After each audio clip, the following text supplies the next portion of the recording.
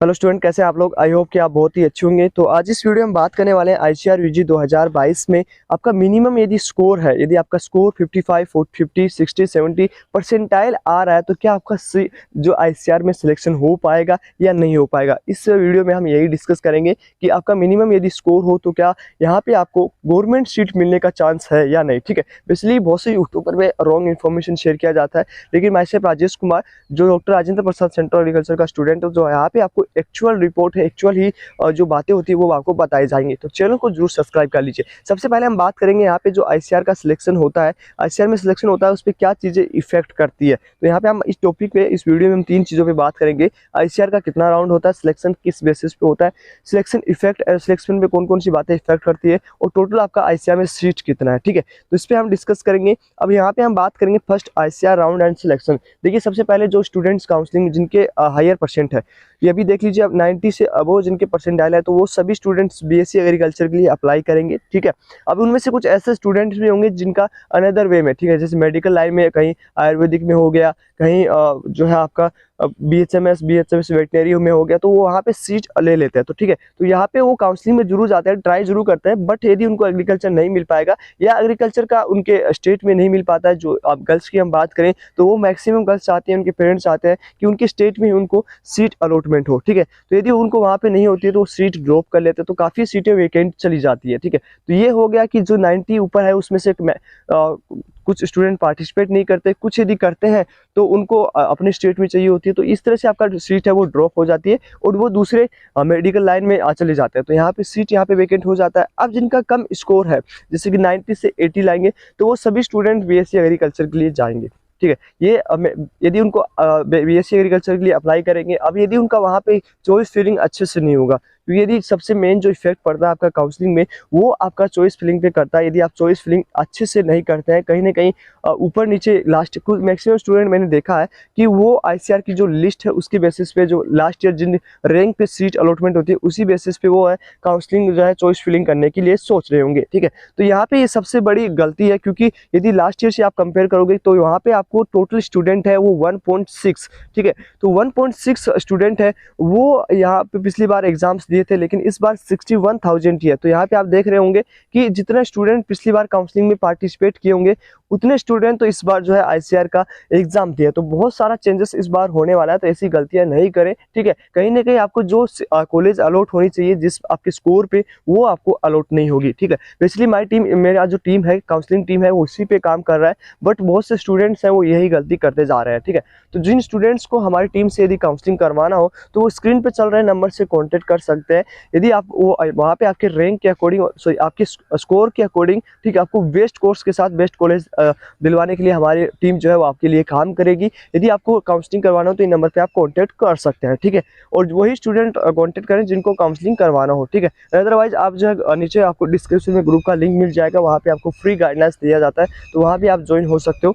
अब यहाँ पे हम बात करें नेक्स्ट आईसीआर के राउंड की हम बात करें तो यहाँ पे आपका राउंड होता है first round, second round and third round. ठीक है, और फोर्थ राउंड। ठीक है, यहाँ पे हमने बताया कि फर्स्ट राउंड में सारे स्टूडेंट है वो अप्लाई करेंगे, काउंसलिंग है वो आपका एक ही बार होगा। ठीक है, फर्स्ट सेकंड थर्ड राउंड के लिए एक ही बार आप चॉइस फिलिंग कर सकते हैं, बाद में आपका चेंज नहीं होगा। इसलिए हम बोल रहे हैं कि यदि फर्स्ट सेकंड थर्ड राउंड में आप चॉइस फिलिंग कर रहे हो तो अच्छे से कीजिए, क्योंकि आपको दोबारा मौका नहीं मिलेगा, क्योंकि स्कॉलरशिप भी आपको मिलती है तो इन्हीं के बेसिस पे मिलती है। तो पहले आप एनालिसिस कीजिए, याद आप परफेक्ट नहीं है तो उस पे बेसिस पे आप नहीं जाइए। कुछ लास्ट ईयर जिन स्टूडेंट ने लास्ट ईयर की बेसिस पे आप काउंसलिंग कर रहे हैं, कुछ स्टूडेंट के मेरा दोस्त ऐसे चॉइस फिलिंग किया तो मैं भी ऐसे कर लेता हूँ, मेरा भी जो है सीट अलॉटमेंट हो जाएगा। देखिए, सीट तो अलॉटमेंट हो जाएगा, लेकिन आपकी रैंक के अकॉर्डिंग आपको बेस्ट कोर्स के साथ बेस्ट जो है कॉलेज अलॉट नहीं हो पाएगी। ठीक है, तो इसलिए हमने हमारी टीम के लिए आप जो है कॉन्टैक्ट नंबर दे रखे हैं कि सारे स्टूडेंट्स का, जो स्टूडेंट्स अफोर्ड कर पाते हैं तो उनको उनके रैंक के अकॉर्डिंग उनको बेस्ट कॉलेज मिल पाए। ठीक है, और जिनके कम परसेंटाइल है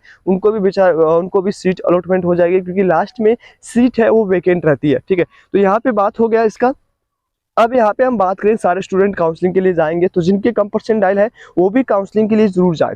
ठीक है, क्योंकि यदि थर्ड राउंड तक, मान लीजिए कि सेकंड राउंड में जिन्होंने मैक्सिमम स्टूडेंट है जिनके हायर रैंक है, ठीक है, तो वो बीएससी एग्रीकल्चर हॉर्टिकल्चर के लिए अप्लाई करेंगे, फिशरीज के लिए करेंगे, फॉरेस्ट्री के लिए करेंगे। ठीक है, आप जो है वो कोर्सेज अप्लाई करें जो लोअर रैंक पे अलॉटेड होते हैं। यदि आपको वो सीट अलॉट होती है तो आप जो है, मान लीजिए किसी स्टूडेंट को 50 परसेंटाइल है, तो हमारी टीम ऐसे ही काम करता है। कैसे? जैसे किसी स्टूडेंट का 50 परसेंटाइल है तो उसका लेस जो है, जो कम स्कोर पे सीट अलॉटमेंट होता है वो अप्लाई कर देता है, तो उनको कहीं ना कहीं आईसीआर में सीट अलॉट हो जाती है। तो वो स्टूडेंट क्या करेगा, अभी उसको सीट तो अलॉटमेंट हो गई है, अब वो हमारी जो टीम है उसको अपग्रेड कर देते हैं। अपग्रेड का मतलब समझते हैं कि नेक्स्ट राउंड के लिए वो सीट बुक कर लेगा, लेकिन नेक्स्ट राउंड के लिए चले जाएगा। अब मान लीजिए वहाँ पे स्टूडेंट ड्रॉप करता है, ठीक है, जिन्होंने बीएससी एग्रीकल्चर नहीं मिला या उनके स्टेट में नहीं मिला, जैसे मैंने पहले डिस्कस किया, वो जैसे ड्रॉप करेगा तो उसका चांसेस बढ़ जाता है, क्योंकि फर्स्ट सेकंड थर्ड राउंड में कोई और स्टूडेंट है वो पार्टिसिपेट नहीं कर पाएगा, ठीक है। इसलिए बेनिफिट ये होता है कि जो लोअर रैंक वाला होता है उसको थर्ड राउंड तक या सेकंड राउंड तक कहीं ना कहीं जो है अच्छा कोर्स या कोर्स नहीं मिला हो तो सीट अलॉटमेंट जरूर हो जाती है, ठीक है। तो इन सब बातों का, बहुत सी चीज़ों का काउंसलिंग में ध्यान रखना होता है। तो इसलिए हम बोल रहे हैं कि काउंसलिंग के लिए 50% से भी कम स्कोर है, 50 परसेंटाइल भी है, तो इस बार काउंसलिंग के लिए जरूर जाएं, क्योंकि इस बार टोटल स्टूडेंट बहुत कम है। देखिए, अब हम बात करेंगे, आपका राउंड की बात होगी first second third and fourth round की। उसके बाद में हम बात करेंगे यहाँ पे सबसे मेन टॉपिक जो कंफ्यूजन है कि यार मेरे तो कम परसेंटाइल है, मुझे कैसे सीट अलॉटमेंट होगी। देखिए, आईसीआर में कोई टेक्निकल है, जैसे कि आप चॉइस परफेक्ट है तो कंप्यूटरिंग से आपको जो है, मॉनिटरिंग से आपको जो है सीट अलॉटमेंट होता है। जैसे जिस बंदे ने अच्छे से जो है काउंसलिंग किया है, अच्छे से चॉइस प्रेफरेंस डाला है, तो उसको यदि उस रैंक पे यदि सीट अलॉटमेंट हो रहा है और वो स्टूडेंट ने सही तरीके से चॉइस फिलिंग किया है, तो आपको कोई इफेक्ट नहीं पड़ता कि आपका कितना स्कोर है, ठीक है, तो आपको सीट वहाँ पे अलॉट हो जाएगी। अब कैसे अलॉट होगी?